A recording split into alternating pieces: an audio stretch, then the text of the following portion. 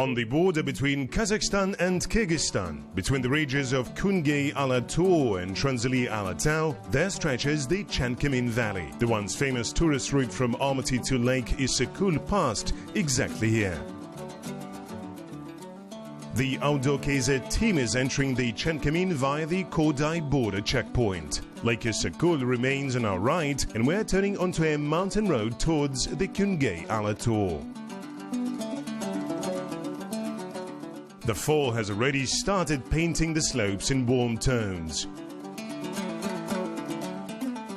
The Kungey-Alator mountain coniferous forest consists of Tianshine spruce with the undergrowth of hawthorn, cotoneaster, briar and other shrubs. Tianshine spruce can live up to 300 years, reaching 60 meters in height and 2 meters in diameter.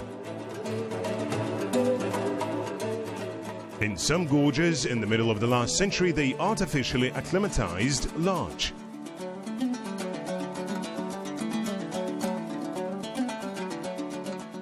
Pine groves were also planted by the forestry workers.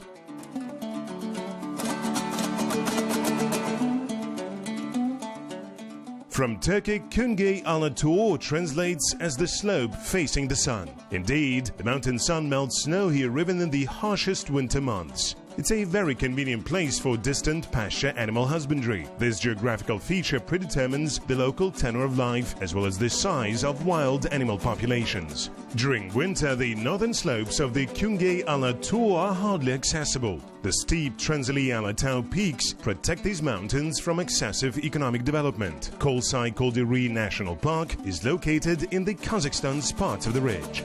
Its southern slopes, facing Lake Issyk-Kul, on the contrary, are easily accessible. The climate here is soft, making it possible to graze cattle and hunt all year round, which affects wild animal populations. For instance, in the mid-20th century, the number of ibex here dropped significantly and morels disappeared altogether. Until recently, the contradictions between agriculture and environmental protection seemed unsolvable, or rather economic development had always taken priority. The communist economy, with its focus on extensive agriculture, forced state and collective farms to increase their mountain cattle populations every year. The situation had changed after Kyrgyzstan gained independence with the emergence of tenant farmers. After the dissolution of state farms, it became possible to do certain things like building rural infrastructure, repairing roads and procuring expensive equipment only jointly. That was the beginning of farmer associations, some of which registered as NGOs.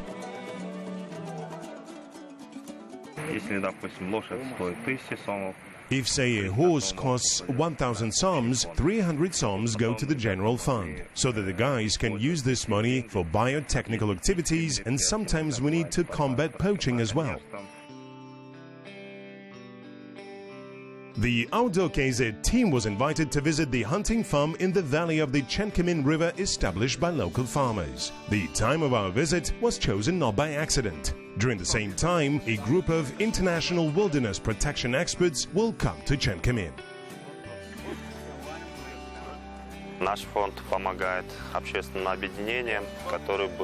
Our foundation assists public associations created by local residents with the aim of protecting wildlife.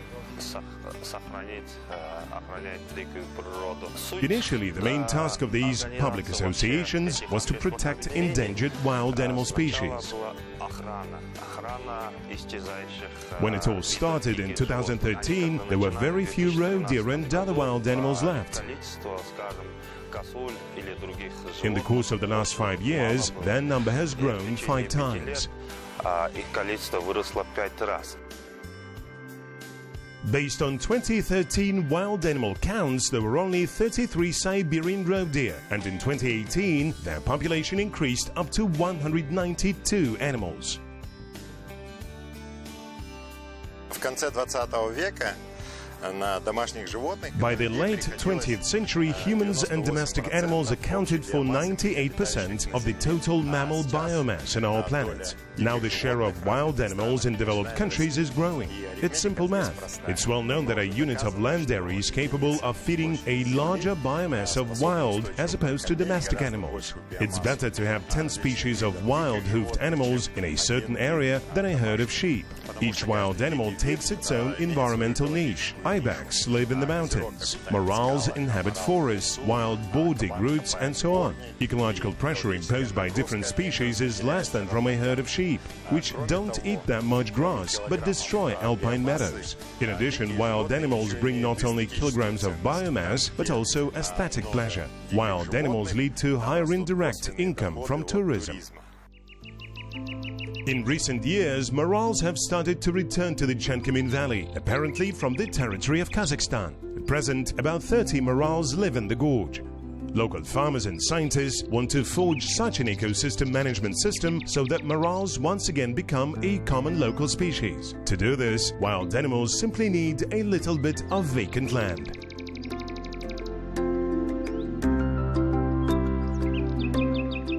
In his novel The White Steamboat, Chingiz Aytmatov, a great Kyrgyz writer and a member of the Club of Rome, presented his philosophical interpretation of the parable about the mother moral doe and expressed his environmental ideas, popular among the prominent scientists and culture activists in the 70s of the last century. The writer retold the ancient legend of the Kyrgyz Bugu family about the mother doe that led the Kyrgyz people from the shores of the cold Yenisei River to the warm lake Issyk-Kul. Having settled in that fertile land, people had forgotten their roots and exterminated all deer around. The mother doe had left the Issyk-Kul mountains but promised to return when people become wiser.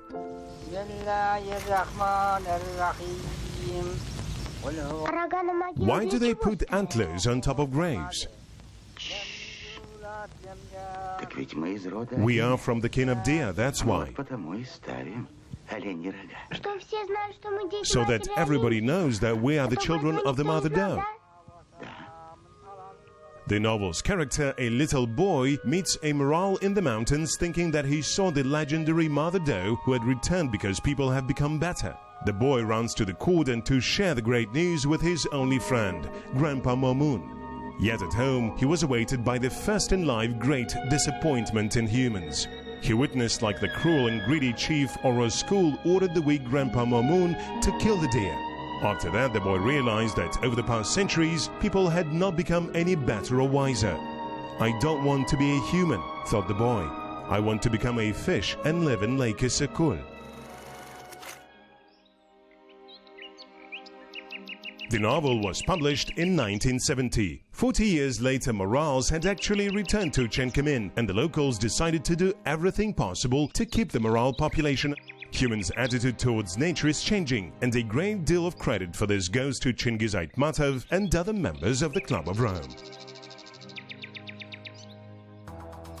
In 1970, the Club of Rome invited a group of scientists from the University of Massachusetts, headed by the young assistant Dennis Meadows, to build a computer model of global development. For 2 years, the researchers had worked on the dynamic model representing different scenarios of humankind development in its relation with the biosphere. The project outcomes were later published in the report called The Limits to Growth, the report for the Club of Rome.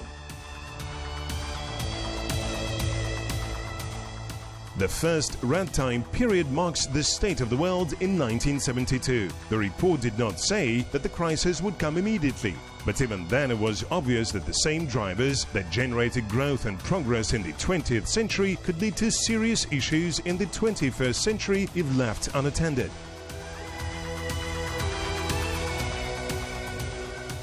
In the 70s of the last century, humankind was spending up to 80% of the planet's reproducible natural resources. Over the past 40 years, the Earth's population has grown 2.5 times, and consumption has increased 5 times. Now we're using 170% of what the nature can give us. How is it possible to spend 170% of something? Martis Vakkenagel, president of the Global Footprint Network, compared the planet's resources with our bank account. If we spend as much as we earn, then it's a sustainable strategy for future planning. But if we just eat up the inherited capital, then bankruptcy and poverty await us. Недавно мы отмечали Всемирный день экологического долга. 1 августа, по-моему, это было. Recently, on August the 1st, we celebrated the Earth Overshoot Day. Environmentalists do not consider this day a reason for celebration. But why August the 1st? Because today we are consuming about 170% of the resources that our planet is able to reproduce.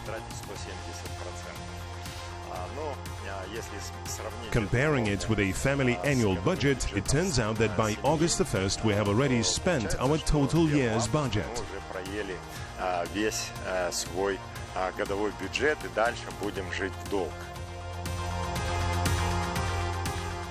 The humankind has managed to overcome many threats described by nature conservationists of the 70s of the last century. Back then, the Rhine and the Mississippi rivers were like gutters full of poisonous waste. Yet today they have been cleaned. It's possible to swim in these rivers and even use their water for drinking. To a significant extent, it became possible thanks to the efforts of those who sounded the first alarm. In the early 20th century, they collected bisons and American turkeys by single species from zoos. And now in the US, they produce 30,000 bisons and 7 million turkeys a year. 100 years ago, it seemed that there was no place for wild animals in the densely populated Europe. Yet today, their hunting fauna counts millions of animals. Scientists came to the conclusion that our main issue is not the lack of resources, but their proper management. The transition to market economy in the post-Soviet countries was not always smooth. Not only the legal framework had to be changed, it was necessary to rebuild the fundamental relationship between the human and the nature. The target reforms were based on the experience of other countries. Luke Bond, an instructor from Australia teaching the psychology of combating poaching, came to the farm with a special training. My name is Luke Bond. I'm a training consultant for law enforcement training for rangers particularly, but for wildlife crime investigators. I've worked more than 20 years as a ranger, a wildlife enforcement officer, and as an Interpol officer looking and investigating wildlife crime.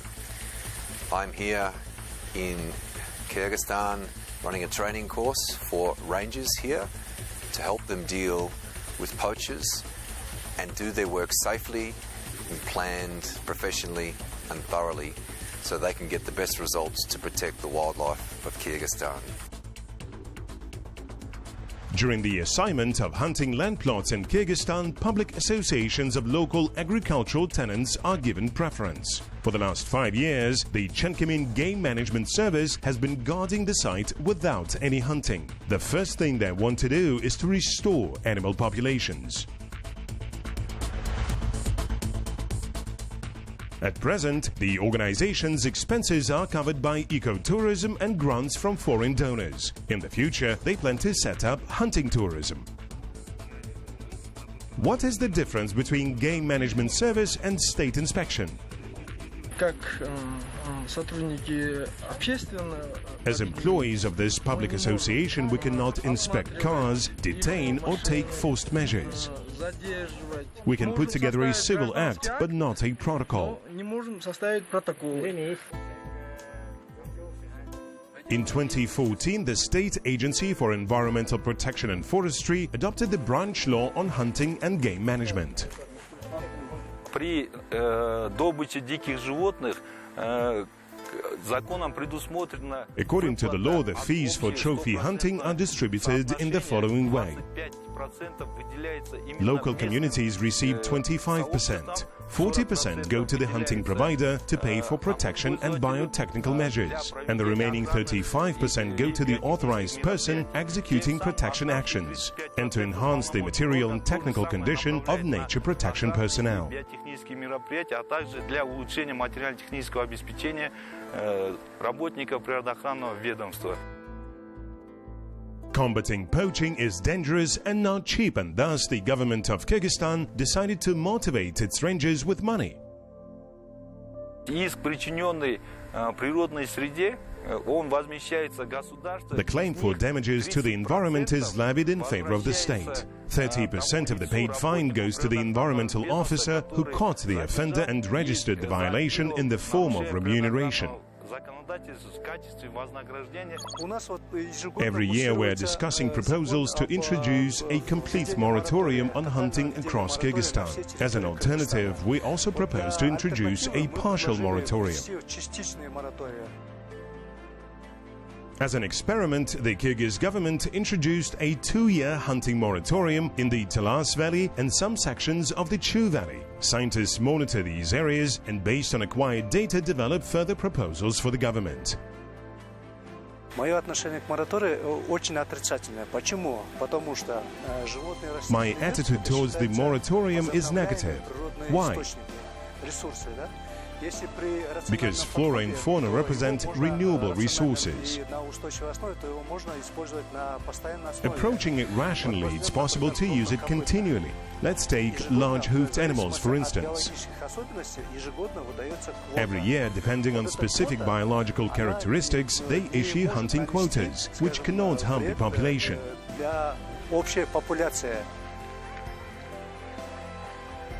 When the farm was newly established, there were very few eco-tourists, but now their number is increasing every year. To promote any tourist product, you need time and impeccable service. At present, foreign tourists come to Chenkimin almost every day. For example, today the delegates of the regional meeting of the International Union for Conservation of Nature ordered a horseback tour.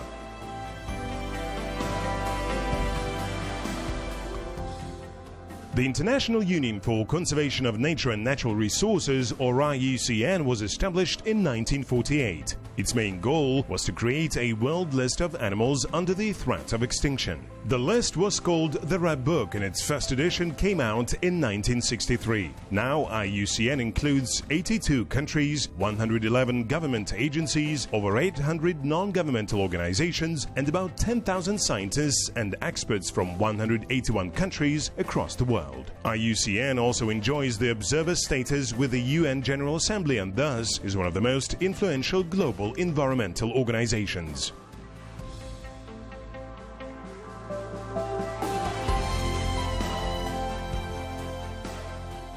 Hi, I'm Rosie Cooney from IUCN Suli. We've been having a meeting here in Kyrgyzstan to talk about community-based wildlife management, that's plants and animals, across the wider Central Asian region.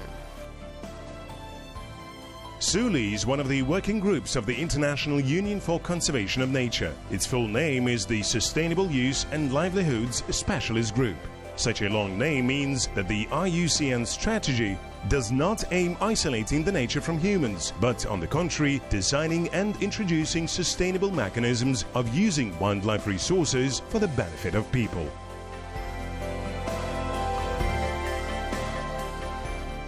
What we've been doing in these discussions is to focus on community-based wildlife management.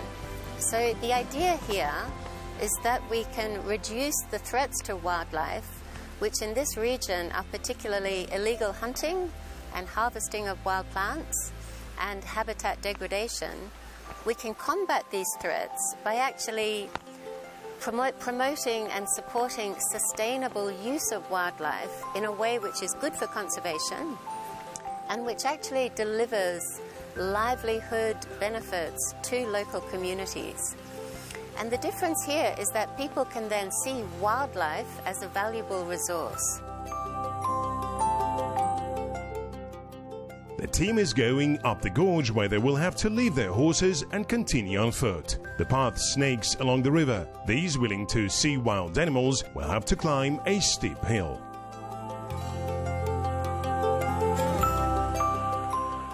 Eco-tourists appreciate ethnic flavor, fresh air and beautiful landscapes. But traveling across modern national parks around the world, they are used to taking pictures of wild animals. Therefore, seeing no morals, no ibex, roe deer or bears, their eco-tour across the Tian Shan Mountains will appear incomplete. Wild animals are a necessary attribute of any ecological trail.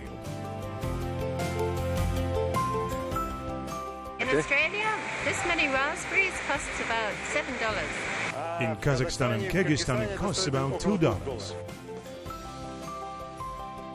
Wild raspberries are so good, simply delicious. IUCN has a long-standing agreed policy on sustainable use of wild living resources. These are wild plants and animals.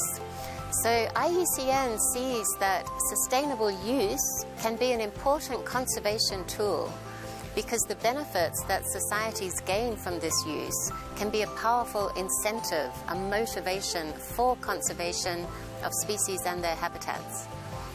And this includes trophy hunting. Trophy hunting can be very badly managed, but it can also be extremely well managed.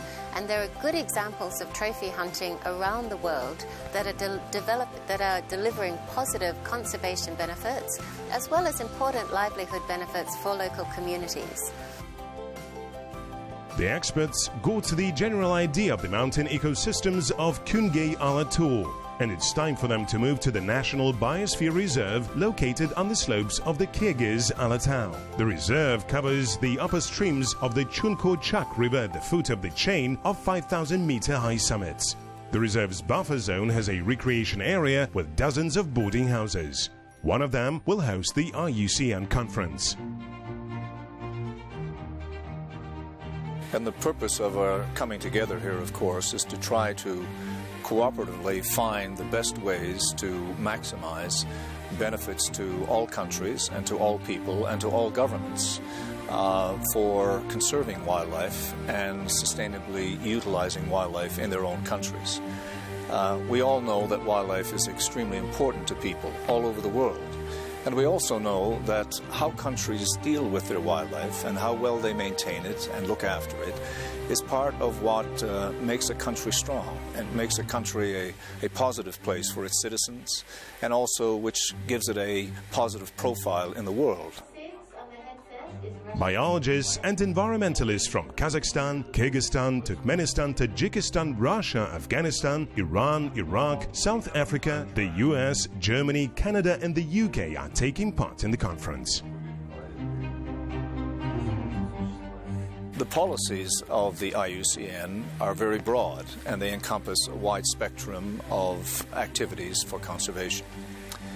But one of those is to find ways to sustainably use wildlife to benefit people, but at the same time to conserve nature. So, for example, fisheries, international fisheries, are a way that we use wild creatures in a sustainable way to benefit people as a food source and as a way of creating employment. Similarly, with the hunting of wild creatures, these offer up opportunities to bring benefits to local people who live in the areas where the animals themselves live. And because they provide economic incentives and other benefits to the people, the hunting activity can be positive, but it can also incentivize those people to care for the wildlife in their regions. So as an organization, one of the policies that we try to support and provide advice on is how to have sustainable hunting in various regions of the world in order to bring these benefits to people and to incentivize them to care for the wildlife that, after all, is theirs.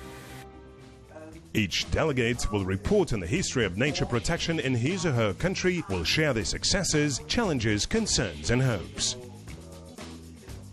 Очень важно сохранить природу гор Центральной и Средней Азии, да и многих других горных территорий. It's very important to preserve the nature in the mountains of Central Asia and many other mountainous areas. This task is closely linked with the operation of modern hunting farms managed with the account of local traditions as well as cultural and ethnic peculiarities.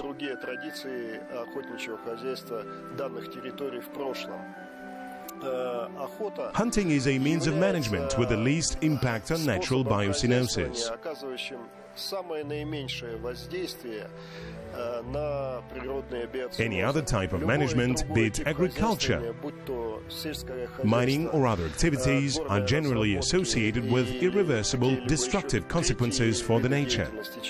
Как правило, оказывают непоправимые воздействия, разрушительные воздействия на природу этих мест.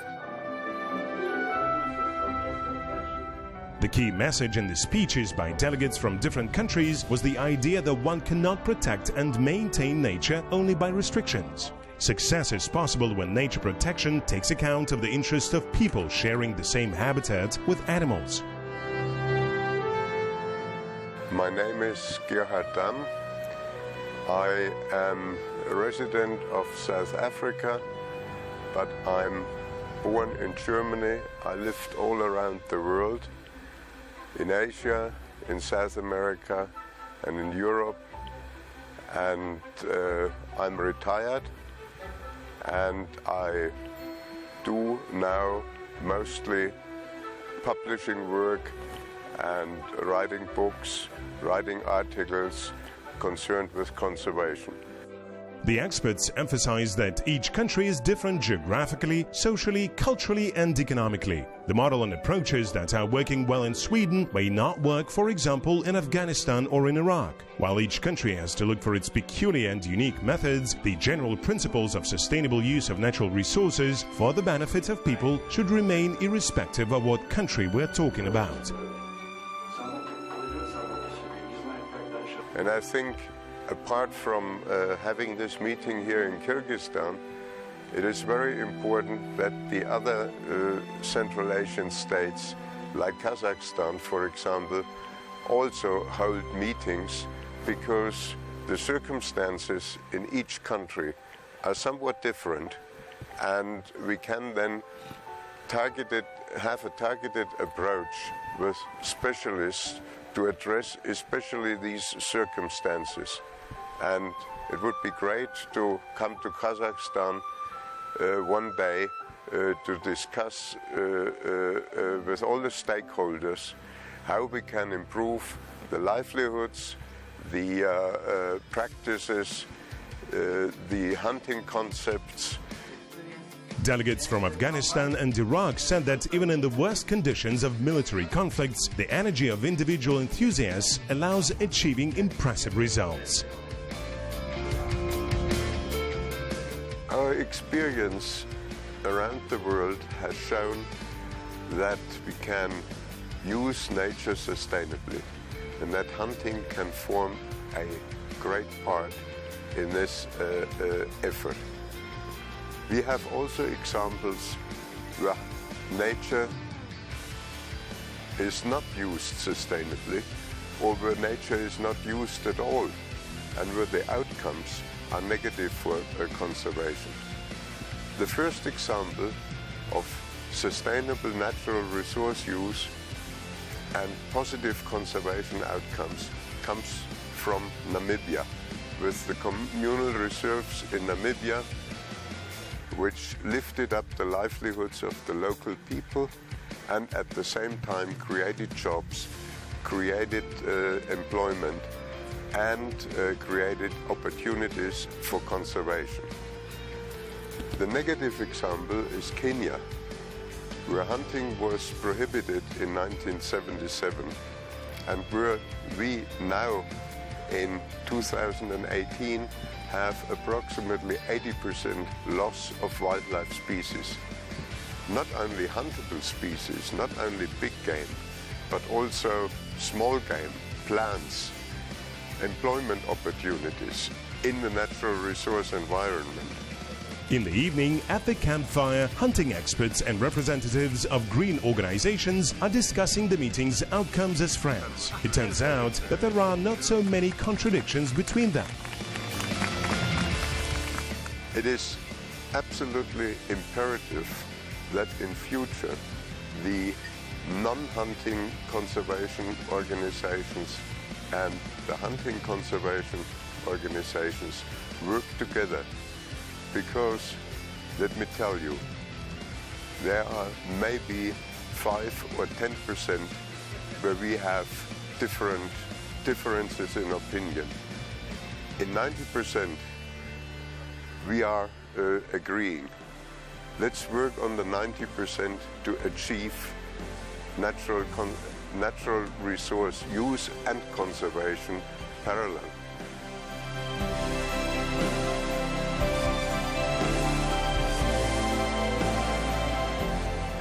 The guests are leaving for their home countries, now sharing the common goal of preserving the wild nature of Central Asia.